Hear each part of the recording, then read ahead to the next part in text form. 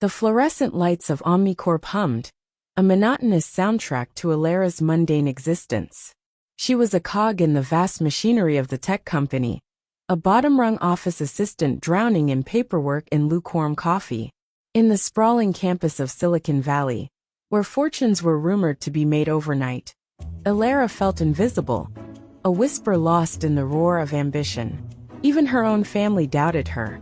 Her parents, practical folk who ran a small bakery in Bakersfield, saw her dreams of anything beyond a steady, predictable life as foolish. "California dreams, Alara," her mother would say, her voice laced with gentle disapproval. "Don't get carried away. Find a nice boy, settle down." But Alara wasn't interested in settling down. She was interested in disruptive technology, in algorithms and APIs, in the future that was being built brick by digital brick all around her. But her passion was mocked by her colleagues.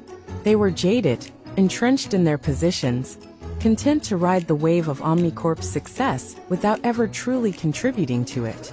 "Another pot of coffee, Alara?" sneered Greg, a middle manager with a comb-over and a penchant for belittling her. "Don't strain yourself too much. Innovation doesn't exactly bloom in the break room." Alara ignored him, her cheeks burning. She knew she wasn't just a coffee maker. She spent her evenings poring over coding manuals, attending online seminars, and scribbling ideas in a worn notebook she kept hidden in her desk drawer. She had a vision, a solution to a problem she saw plaguing the online education sector. A personalized learning platform that adapted to individual student needs, making education accessible and engaging for everyone. She tried to pitch her idea to her superiors, scheduling meetings only to be met with patronizing smiles and dismissive comments.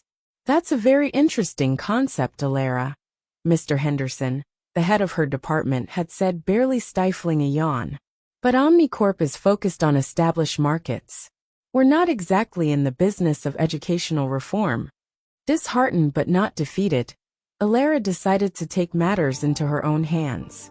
After work, she'd transform her tiny studio apartment into a makeshift lab.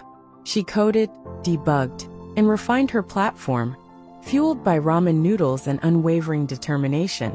She sold her grandmother's antique locket to fund server space and domain registration. It broke her heart to part with it, but she knew her grandmother would have wanted her to chase her dreams. Months turned into a year. Sleep became a luxury. Her social life evaporated. But slowly, painstakingly, EduAdapt began to take shape. It was clunky at first, riddled with bugs, but Alara persevered, fueled by the belief that she was building something truly revolutionary. Finally, the day came when EduAdapt was ready. She nervously uploaded it to a small, independent app store, bracing herself for the inevitable flop. But something unexpected happened. Within a week, EduAdapt began to gain traction. Students loved its intuitive interface and personalized learning paths. Educators praised its ability to track progress and identify areas where students needed extra help. Word of mouth spread like wildfire. Then, a prominent tech blogger stumbled upon EduAdapt and wrote a glowing review. Overnight, Alara's platform became a sensation. Downloads skyrocketed. Investors came knocking. Suddenly, Alara was no longer the invisible office assistant. She was Alara Ramirez, the founder of EduAdapt, the woman who was revolutionizing online education.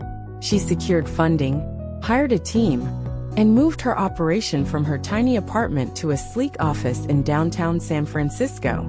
Her parents, initially skeptical, were bursting with pride. Her mother hung a picture of her in the bakery, right next to the one of Alara graduating high school. Greg, the middle manager who had once mocked her, now sent her LinkedIn requests and effusive messages of congratulations. She politely declined. Years passed. EduAdapt continued to grow, becoming a global phenomenon, transforming the lives of millions of students. Alara's company was valued at billions.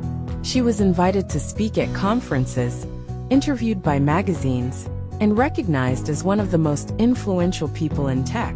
One bright California morning, Alara stood on the balcony of her penthouse, overlooking the Golden Gate Bridge. The salty breeze whipped through her hair.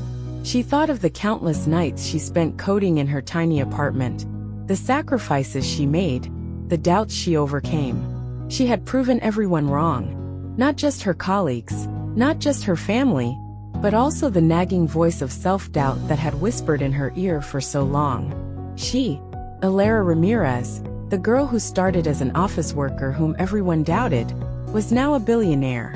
But more importantly, she was a builder, a creator, a force for positive change in the world. And that, she realized, was a reward greater than any fortune. The California dream, once a distant fantasy, was now her reality, a testament to the power of perseverance, passion, and the unwavering belief in herself.